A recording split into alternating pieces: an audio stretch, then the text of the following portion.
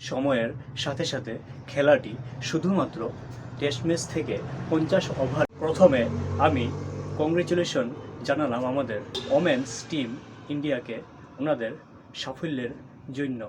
আজ এই ভিডিওর মাধ্যমে আমি আপনাদের সাথে আমাদের ভারতীয় মহিলা ক্রিকেট টিমের ব্যাপারে কিছুটা বলতে চেষ্টা করব। আশা করছি আপনাদের ভালোই লাগবে। ভারতে মহিলা ক্রিকেটের সূচনা ঘটে 1973 সালে মহিলা ক্রিকেট অ্যাসোসিয়েশন অফ ইন্ডিয়া গঠনের মাধ্যমে।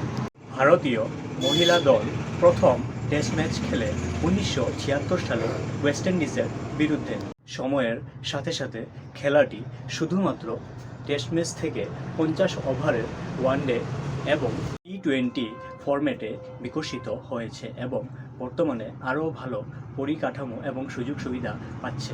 2025 সালের 2 নভেম্বর হরমনপ্রীত কৌরের নেতৃত্বে ভারতীয় মহিলা দল দক্ষিণ আফ্রিকাকে 52 রানে হারিয়ে তাদের প্রথম আইসিসি মহিলা ওয়ানডে বিশ্বকাপ জিতেছে।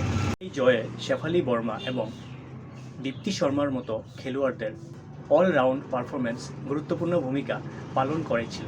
এই ঐতিহাসিক জয়ের পর বিসিসিআই দলের জন্য 51 কোটি টাকা পুরস্কার ঘোষণা করেছে এবং পুরুষ ও মহিলা ক্রিকেটারদের জন্য সমান বেতন কাঠামো চালু করেছে।